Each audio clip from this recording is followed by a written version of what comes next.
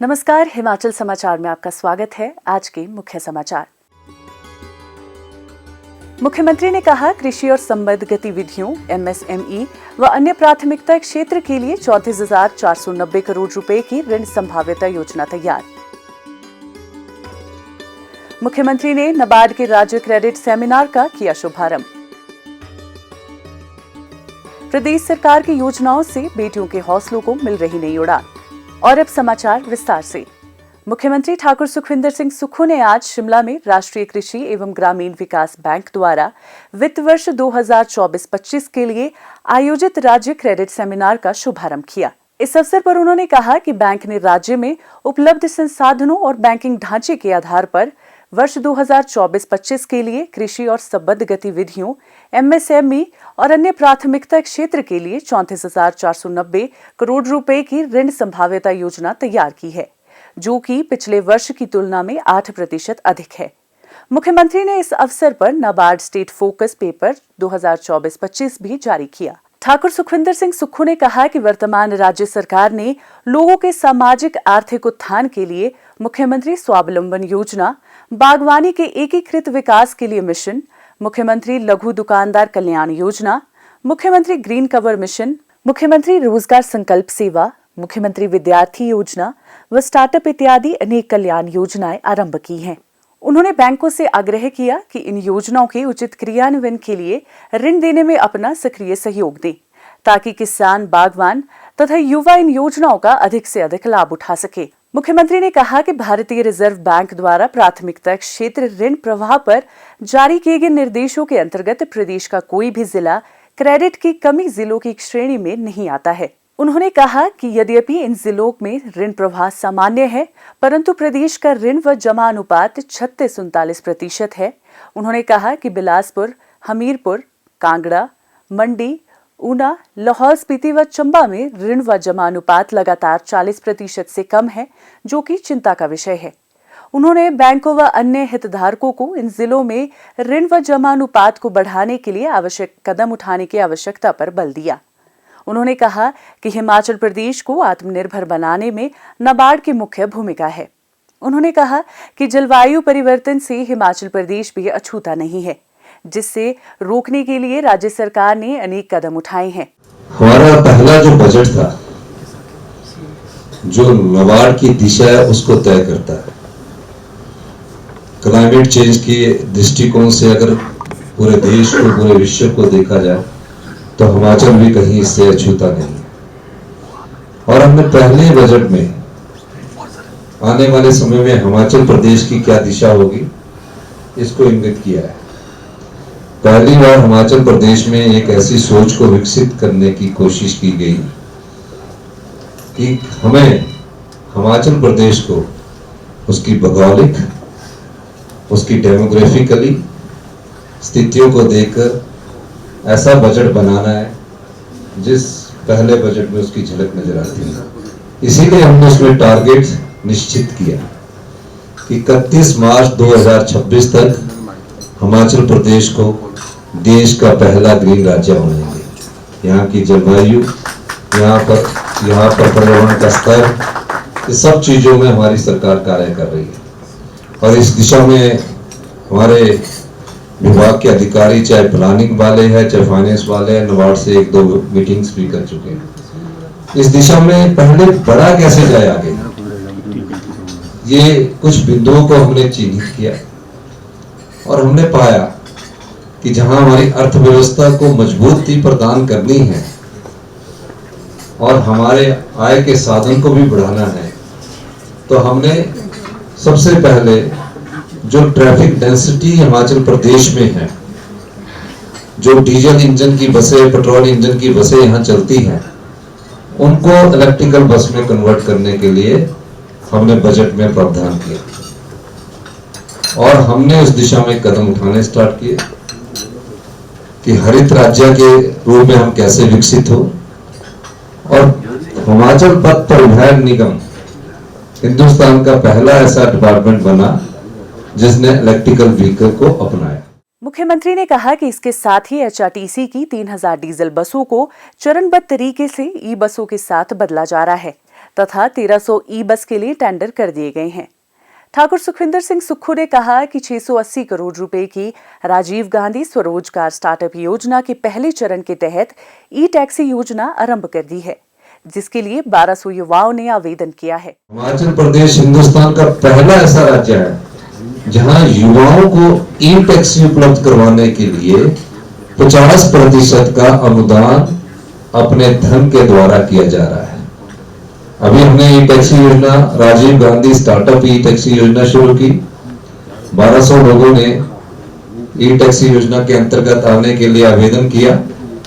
यानी कि एक गाड़ी अगर 10 लाख रुपए की होगी तो 5 लाख रुपया सरकार उपलब्ध करवाएगी। इसके अलावा जो बसेस ई बसें चलेगी उनको भी अगर 1 करोड़ की बस होगी तो 50 लाख रुपया सरकार उपलब्ध करवाएगी।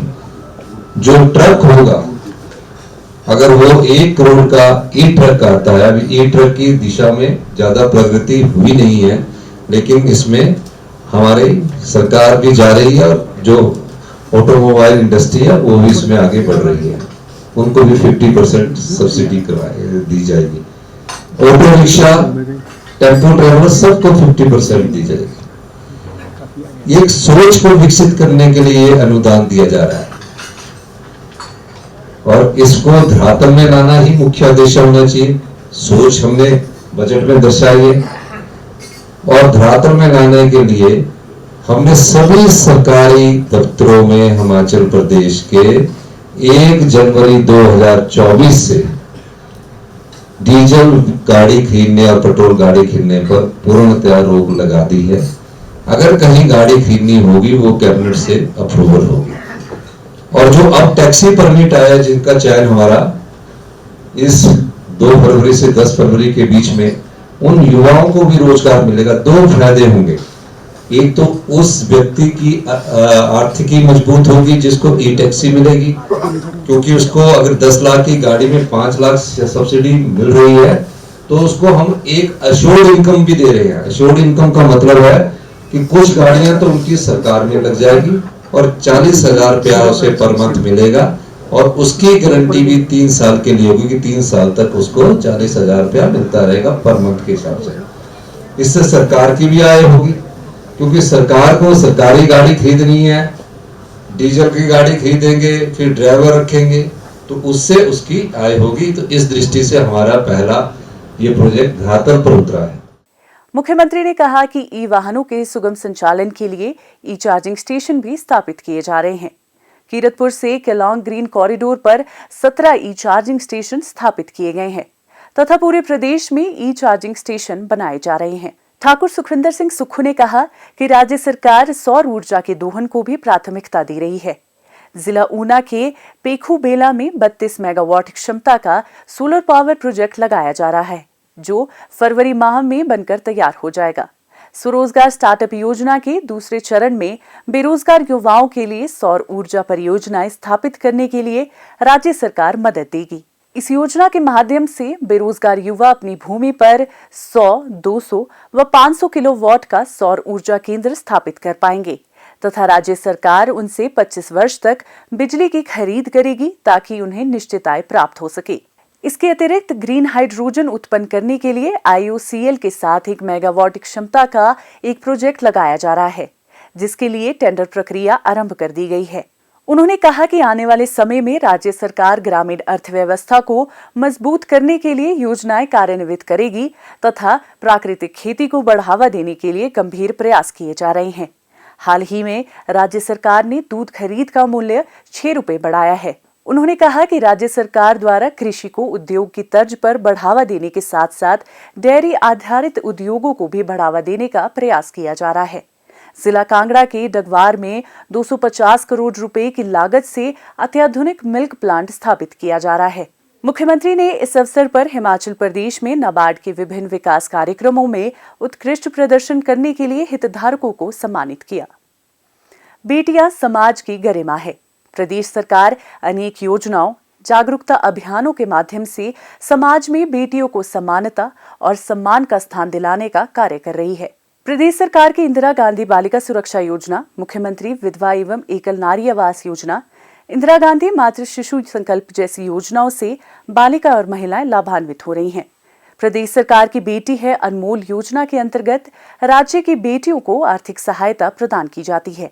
इस योजना के माध्यम से गरीबी रेखा से नीचे जीवन यापन करने वाले परिवार की 2 बेटियों को लाभान्वित किया जाता है। योजना के अंतर्गत बेटी के जन्म पर 21,000 रुपए की एफडी की जाती है, जिसका भुगतान कन्या को 18 वर्ष की आयु पूर्ण होने पर ब्याज सहित दिया जाता है। जिला मंडी के पधर के श्री देवेंद्र कुमार ने बताया कि योजना की जानकारी मिलने पर उन्होंने इस योजना के लिए आवेदन किया।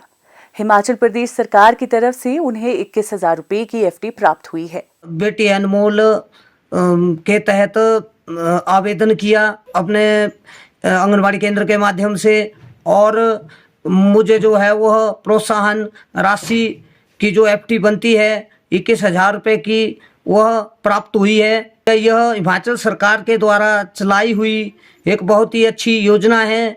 इस के तहत जो प्रोत्साहन राशि गरीब परिवारों को दी जाती है, इस राशि का उपयोग जो है बच्चों की अच्छी शिक्षा के लिए किया जा सकता है। मैं खुद इस राशि का उपयोग अपनी बच्ची को शिक्षित बनाने के लिए करूंगा। मैं इस स्कीम को चलाने के लिए मैं माननीय मुख्यमंत्री जी और प्रदेश सरकार का तहे दिल से आभार प्रकट करता हूं।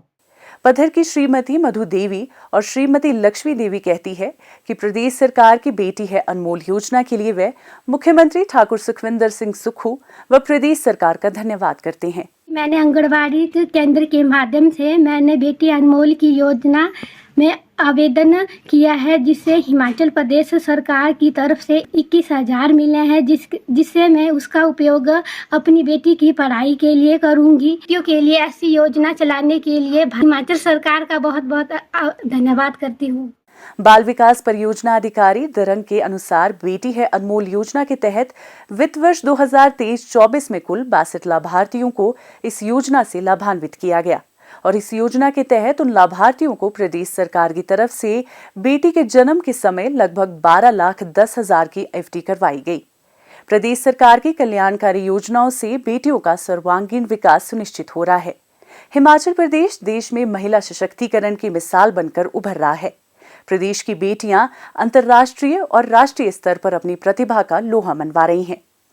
हिमाचल समाचार देखने के लिए सब्सक्राइब करें यूट्यूब चैनल हिमाचल समाचार, फॉलो करें x@DPRHP, लाइक करें Facebook page information and public relations department Himachal Pradesh, follow करें इंस्टाग्राम @DIPR हिमाचल, विजिट करें वेबसाइट www.himachalpr.gov.in।